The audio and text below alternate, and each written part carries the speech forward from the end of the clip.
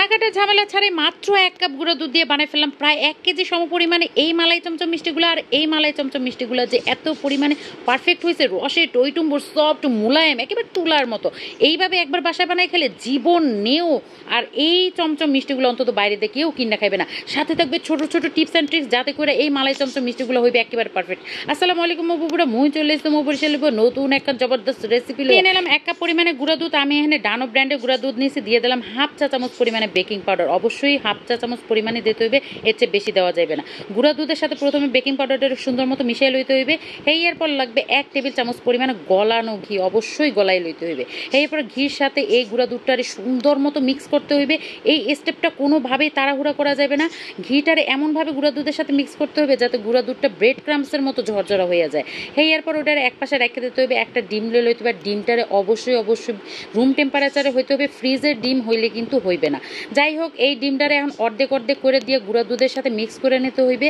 আর এই পর্যায়ে এই গুঁড়া দুধের সাথে ডিম মিক্স করার যে বিষয়টা, এইটাতেও কোনো রকম তাড়াহুড়া করা যাবে না, কোনো রকম মথামথি দলাদলি করা যাবে না। একেবারে আলতো হাতে মিক্স করতে হইবে।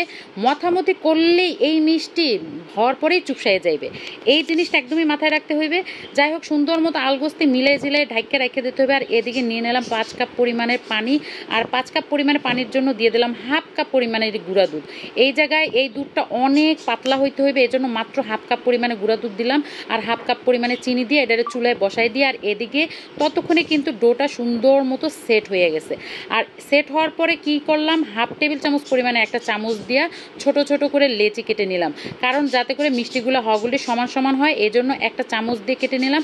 আপনারা চান নিজেদের পছন্দ মতো সাইজের যে কোনো একটা স্পুন নিয়ে নেবেন, তাতে করে সমান সমান করে লেচি কেটে নিলে মিষ্টিগুলো একদম সব একই সাইজের হয়ে যাবে। এই ডোগুলা থেকে একটা একটা করে মিষ্টি বানাই নেওয়ার পালা। প্রথমে গোল মিষ্টি বানাই নিতে হবে, তারপরে কিন্তু একটু লম্বাটে শেপ দিয়ে নিলাম। আপনারা চাইলে গোলও বানাইতে পারেন, কোনো সমস্যা নাই।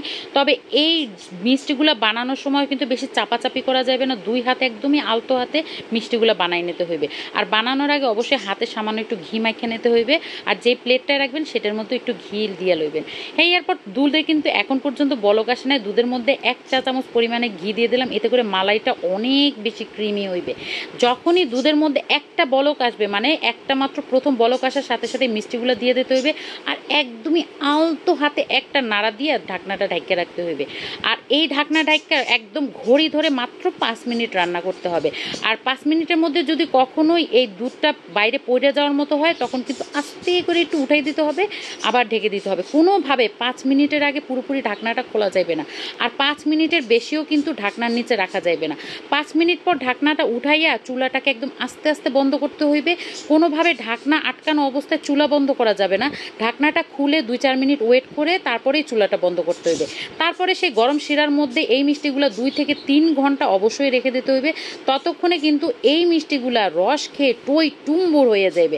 প্রত্যেকটা মিষ্টি এত পরিমাণে রস খাইছে, কতটা রস ছিল আর কতটুকু হয়ে গেছে।